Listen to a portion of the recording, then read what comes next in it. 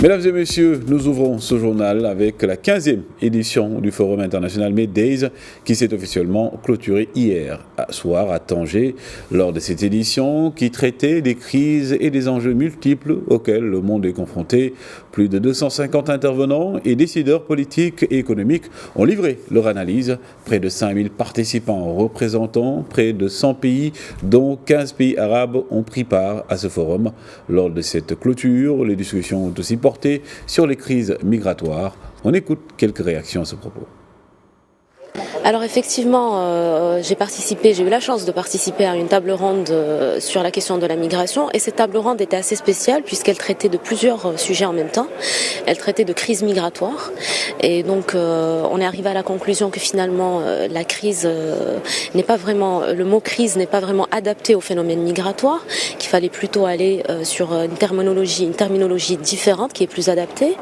Nous avons aussi traité de la coopération multidimensionnelle qui est aujourd'hui nécessaire pour gérer la question migratoire. Qui dit coopération multidimensionnelle dit aussi l'implication de tous les pays qui sont concernés, mais aussi l'implication de tous les acteurs qui sont concernés directement ou indirectement par la question de la migration, sachant que la migration est un sujet qui est transversal et qui touche à plusieurs domaines en même temps. Alors, autre chose, nous avons évoqué la question de la gestion sécuritaire de la migration, et bien évidemment, on est arrivé à la conclusion que la gestion sécuritaire uniquement n'était pas vraiment la réponse à la migration. Bien au contraire, parfois, elle peut être contre-productive, et que cette gestion sécuritaire devait plutôt être orientée vers la protection du migrant et vers la lutte contre les réseaux de trafic des migrants. D'abord, tout le monde était d'accord pour dire que le phénomène migratoire est un phénomène qui est lié à la nature de l'homme. L'homme migre, voyage depuis toujours. Deuxièmement, qu'il fallait prendre en considération quand on parle de migration ou d'immigration, de la problématique des droits humains. Il faut traiter l'être humain comme tel. Et ça, c'est un message très important et très fort. Quand vous regardez ce qui se passe un peu partout dans le monde, avoir cette approche-là, c'est très important. On a parlé aussi et souligné qu'il faut traiter cette question-là dans le cadre du multilatéralisme. Coopération donc entre les pays.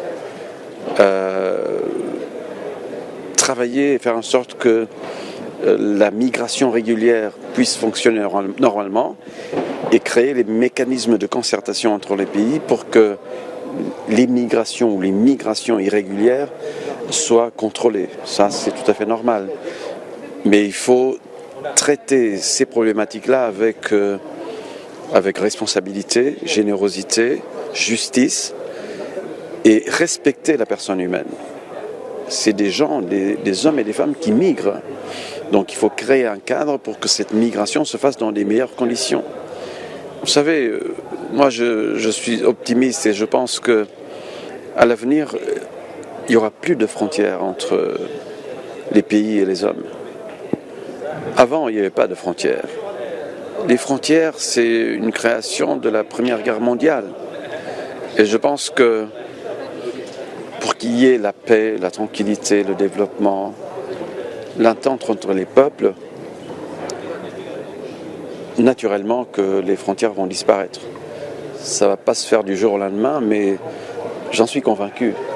Parce que, vous savez, quand les gens voyagent, échangent entre eux, connaissent d'autres réalités culturelles, économiques, sociales, ces gens-là ne sont plus les mêmes. Vous savez, je connais plus de 150 pays. J'étais ministre des Affaires étrangères pendant de longues années, ministre de la Défense aussi. Et croyez-moi, quand on voyage, quand on rencontre des gens, on n'a pas la même vision du monde. Et je crois qu'il faut faire en sorte que les gens puissent voyager, s'échanger, se connaître culturellement. Il n'y a pas de choc de civilisation. Il y a une incompréhension globale, universelle. Il faut continuer de travailler avec responsabilité et faire en sorte que les gens puissent voyager que la mobilité soit une réalité vécue, ressentie par tout le monde. Et voilà ce que je voulais vous dire à ce propos.